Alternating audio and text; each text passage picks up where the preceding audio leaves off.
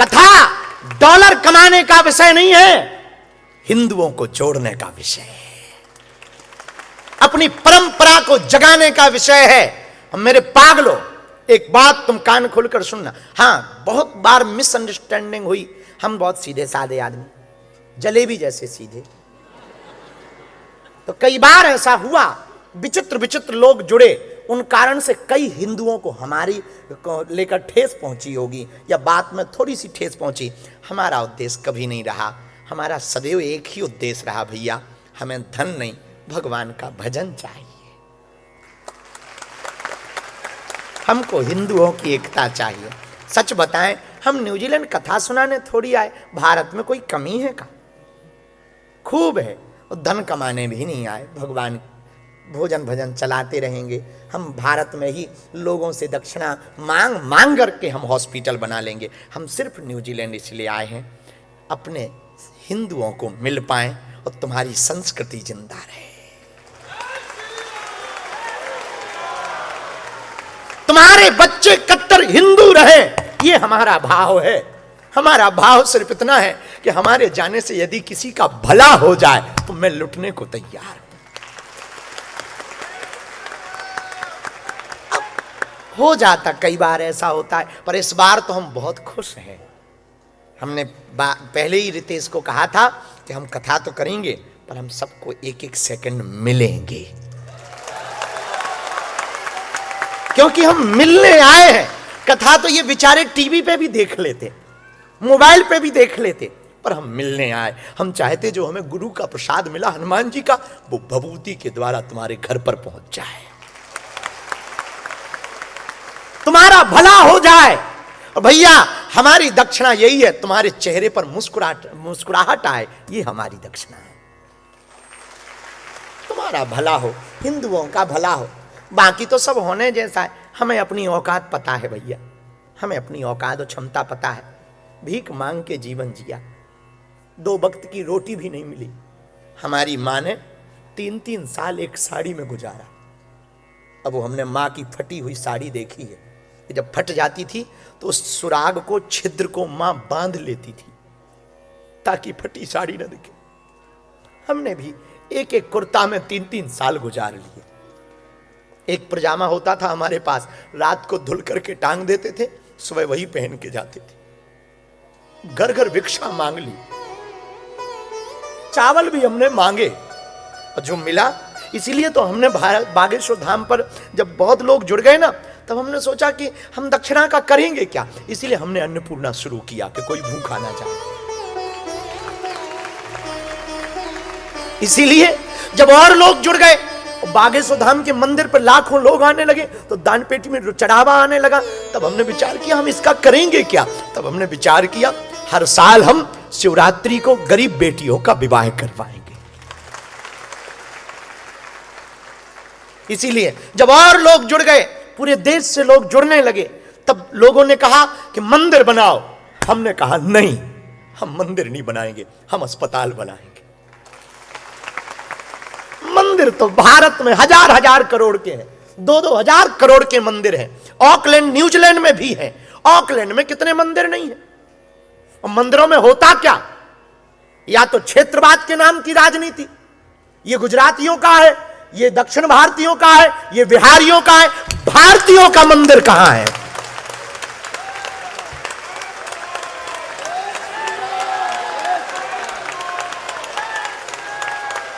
पर दिक्कत यह है कि तुम्हारे देश में गुजरात के लोगों का मंदिर है, बिहार के लोगों का मंदिर है, दक्षिण भारतीयों का मंदिर है, पंजाबियों का मंदिर है, भारतीयों का मंदिर कहां है।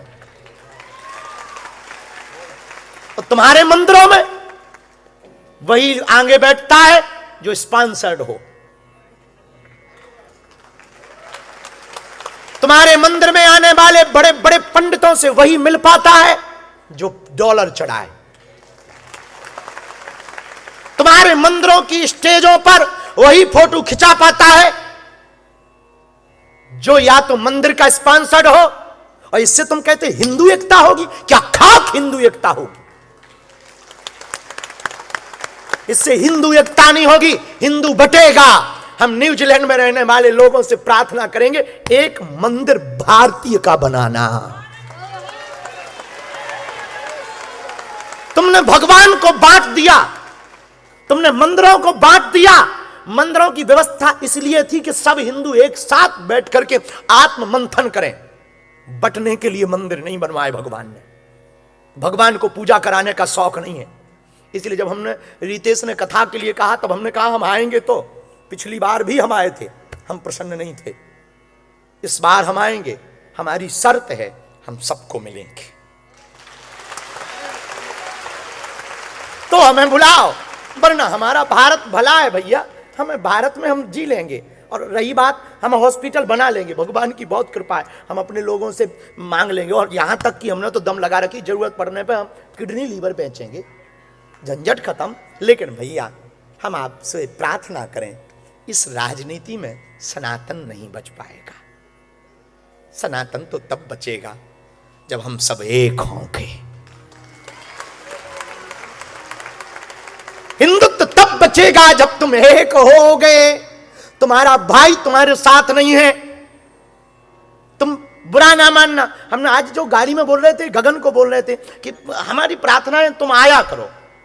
तो गगन ने कहा कि परिवार को ये नहीं, तो हमने उनको कहा भी ये बात, अब बालाजी के बहाने आया करो, हम तो हैं, हमारे बहाने आना। रितेश भी बैठा था, गाड़ी चला रहा था। हमने सिर्फ इसलिए बोला हम चाहते हैं कि तुम आओ, हम सिर्फ ये चाहते हैं। देखो पैसा सब कुछ नहीं होता, पैसा बहुत कुछ होता है पर सब कुछ नहीं होता। पैसा तुम्हारे पास बहुत होगा तो तुम दौलत की बदौलत सम्मान पा सकते, पर भगवान नहीं पा सकते हो। दौलत की बदौलत तुम फर्स्ट सीट पा सकते, या बहुत अमीर होगे तो मंच पर आ जाओगे, लेकिन यार मेरा हनुमान तो नहीं तुम पा पाओगे। बने रहो अमीर, हनुमान को पाने के लिए पैसा नहीं, भाव की आवश्यकता है। वो तो भाव से प्रकट होता है। मेरे पागलो, परमात्मा को पाने का सूत्र भक्ति है, सज्जनता है। परमात्मा को पाना है। पैसा तुमको ऊपर ले जा सकता है, पर तुम पैसे को ऊपर नहीं ले जा सकते। पैसा तुमको ऊपर ले जा सकता है। इकोनॉमी क्लास में रहते हो तो पैसा होगा तो आप फर्स्ट में आ जाओगे, लेकिन उससे ऊपर नहीं जाओगे। हवाई जहाज पर ही जा सकते, स्पेस पे जा सकते, तो पैसा तुम्हें ऊपर ले जाएगा, पर मजाल नहीं है जो तुम पैसे को ऊपर ले जाओ। और मेरे पागलो, एक बात याद रखना न्यूजीलैंड वालों, हम तुम्हें भारत से जुड़े रहने की बात इसलिए बोल रहे हैं, सनातन से जुड़े रहने की बात इसलिए बोल रहे हैं, संस्कृति से जुड़े रहने की बात इसलिए बोल रहे हैं कि तुम भोजन तो खरीद सकते पर भूख नहीं खरीद पाओगे। तुम किताबें खरीद सकते, ज्ञान नहीं खरीद पाओगे। तुम मंदिर बना सकते, भगवान को नहीं बुला पाओगे। तुम बिस्तर खरीद सकते, नींद नहीं पा पाओगे। उसके लिए तो सनातन धर्म में ही तुम्हें आना पड़ेगा। उसके लिए तो तुम्हें भक्ति ही करनी पड़ेगी। तुम हो ऑलरेडी सनातनी, पूरी दुनिया सनातनी है। और एक बात आज के मंच पर हम घोषणा पूर्वक कहते हैं, पूरे विश्व को थर्ड वर्ल्ड वॉर से अगर कोई बचा सकता है, वो सनातन धर्म बचा सकता है। क्योंकि पूरी दुनिया वैमनस्यता में जी रही, हर देशों में युद्ध छिड़ा हुआ है, देश देश लड़ रहे हैं।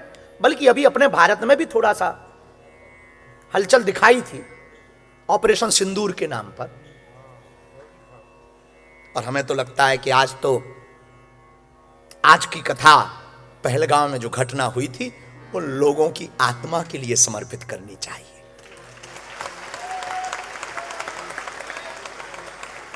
मेरे पागलो, एक बात तुम याद रखना, तुम भारत और सनातन संस्कृति और अपने परिवार से जुड़े रहना। कल हमने बोला था क्राइस्ट चर्च में कि तुम्हारे पास गाड़ी हो जाए, बंगला हो जाए, पैसा हो जाए, पद हो जाए, कद हो जाए, पर यदि तुम्हारे पास परिवार ना रहे तो ताली कौन बजाएगा? सेलिब्रेट कौन करेगा यार? कौन सेलिब्रेट करेगा? फ्रेंड सर्कल बहुत हो, पर सेलिब्रेट तो तब करेंगे तुम्हारा बाप और तुम्हारी मां और तुम्हारा भाई तो तभी इतराएगा जब वो तुम्हारे साथ होंगे, तभी उनको खुशी होगी। इसलिए हम बीच बीच में आ जाते हैं, पर जाते तो अपने बाप के पास, हनुमान जी के पास। हम जब भी कथा करके जाते हैं उन्हीं के पास जाते। याद रखना मेरे पागलों, पैसे से ज्यादा प्रेम परिवार से करना, संस्कृति से करना। हमको एक घटना याद है, बोल देने जैसी है। एक बालक था, उसका नाम था किशोर। बहुत पढ़ा लिखा बच्चा था, उम्र रही होगी 35-36 साल। एक बार वो शादी में गया, उस शादी में उसने एक आश्चर्यचकित घटना देखी कि दो बुढ़े वृद्ध बैठे हुए थे, एक दूसरे को खाना खिला रहे थे। एक ज्यादा बूढ़ा था, एक कम। तो जो कम बूढ़ा था वो अपने हाथ से ज्यादा बूढ़े को खाना खिला रहे थे। तो वो गया, उसने पूछा कि ये कौन है? उसने कहा ये मेरा बड़ा भाई है, हम छोटे हैं, ये बड़ा भाई है, इसलिए इसको हाथ कपते हैं खाने में, इसलिए खाना खिला रहे।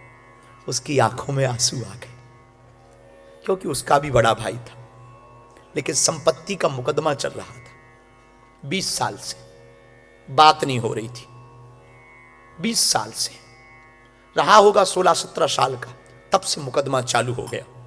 भाई भाई के प्रति प्रेम देख करके उसका दिल पिघल गया। उसने तुरंत फोन लगाया बड़े भाई को। वहां से आवाज आई, हेलो कौन? भैया मैं तुम्हारा किशोर बोल रहा हूं। बड़े भाई ने जवाब दिया, अब फोन क्यों लगाया? परसों पेशी है, कोर्ट में मिलना, वहीं बात करना। वो चुप हो गया। छोटा भाई बोला, भैया तुम हमारी जायदाद ले लो, संपत्ति ले लो, सब ले लो, मैं मुकदमा वापस लेने को तैयार हूं। बड़ा भाई बड़ा चौंका, आश्चर्यचकित बात, आज तक ऐसा हुआ नहीं। जो भाई भाई को मारने पर तैयार थे, क्या घटना घटी?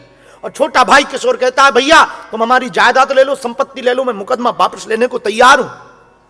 बड़े भाई ने कहा, क्यों? उसने कहा, सब ले लो, बस मेरा बड़ा भाई वापस लौटा दो। मुझे अपना बड़ा भाई चाहिए, वही बड़ा भाई चाहिए जो बचपन में छोटी सी खरोंच आ जाने पर अकेला ही 10-10 से लड़ जाता था। वही बड़ा भाई चाहिए जो भरे हुए पानी में हमको पीठ पर टांग लेता था, पर पानी से बाहर ले जाता था। वही बड़ा भाई चाहिए, हमको बुखार होता था, पूरी रात गीली पट्टी सिर पे रखता था। तुम सब ले लो हमारा, बस हमें बड़ा भाई दे दो। दोनों फूट फूट के रोने लगे। वहां से भी सिसकारियों की आवाज आने लगी, और उसने भी फोन से कहा, चुप रहे, ये बात तू पहले नहीं बोल सकता था, अब तू चुप हो।